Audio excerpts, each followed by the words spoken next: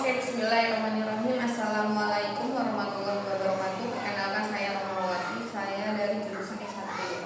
Kali ini kita akan belajar apa hubungan timbal balik antara filsafat ilmu dan pendidikan. Jadi kita ketahui dulu apa arti dari filsafat ilmu dan pendidikan.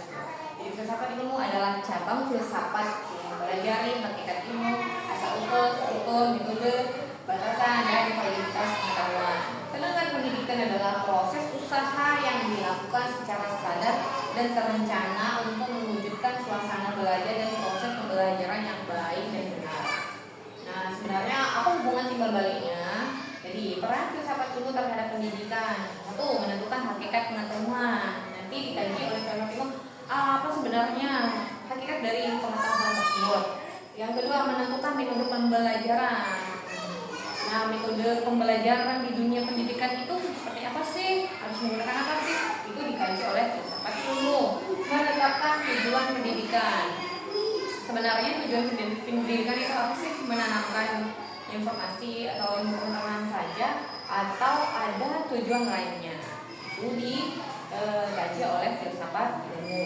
Yang terakhir adalah menjadi dasar evaluasi. Jadi di sini menjadi dasar evaluasi. Jadi di sini peran filsafat ilmu terhadap pendidikan itu sebagai dasar evaluasi adalah pendidikan sebagai wadah untuk mengetahui kekurangan, kebenaran, dan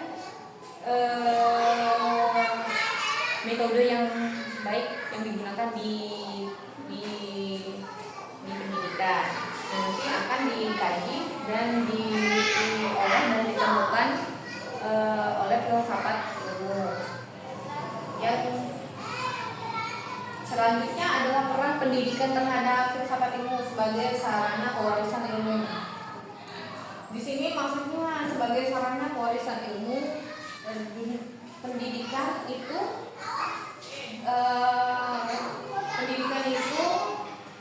melahirkan pemahaman dan keterampilan untuk berpikir dari generasi ke generasi.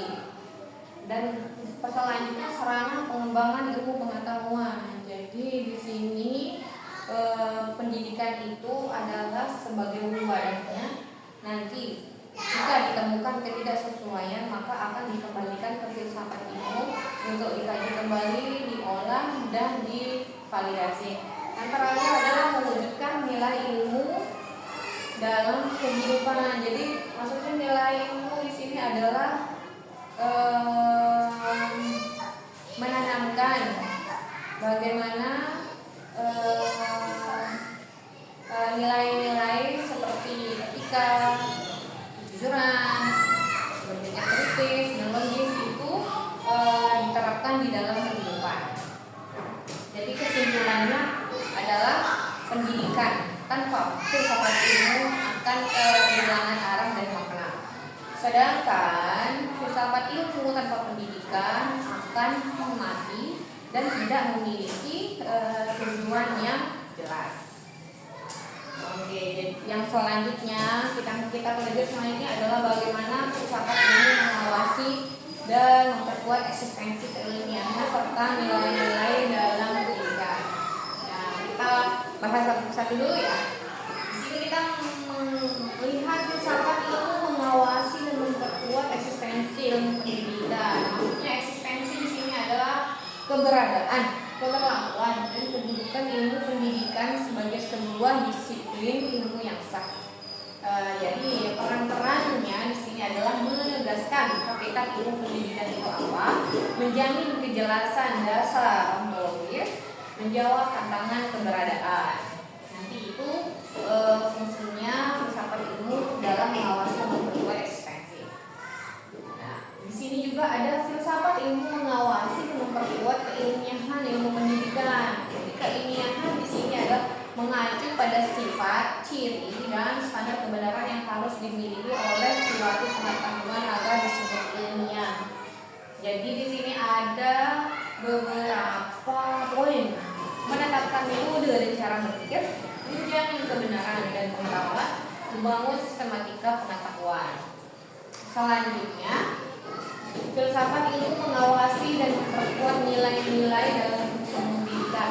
Nah, yang dimaksud nilai-nilai dalam pendidikan di sini adalah yang berkaitan dengan aspek etika, penggunaan, tujuan dan manfaat ilmu tersebut. Jadi filsafat ilmu itu tidak hanya membahas apa dan bagaimana pengetahuan itu didapatkan, tapi juga apa pengetahuan itu digunakan dan apakah penggunaannya sudah baik atau buruk.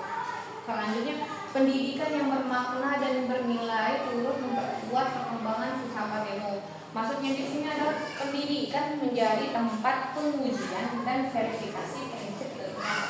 Nah, yang lagi-lagi tadi pendidikan itu sebagai wadah untuk pengujian dan nanti akan divalidasi, akan dikaji oleh filsafat ilmu.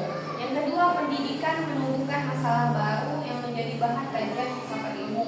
Jadi ketika ada masalah baru di dalam pendidikan itu nanti akan dikaji, akan dikembalikan lagi ke filsafat ilmu sebagai kajian baru. Yang ketiga, pendidikan mewujudkan memperkuat dimensi nilai ilmu. Nah, yang dimaksud dengan nilai di sini adalah pendidikan bukan hanya sekedar untuk menyampaikan informasi saja, informasi semata, tapi untuk mewujudkan dan memperkuat nilai etika, kejujuran, tanggung jawab, kelogisan, dan keterbukaan dalam berpikir. Keempat, pendidikan menjadi sarana pewarisan dan pengembangan pemikiran filsafat.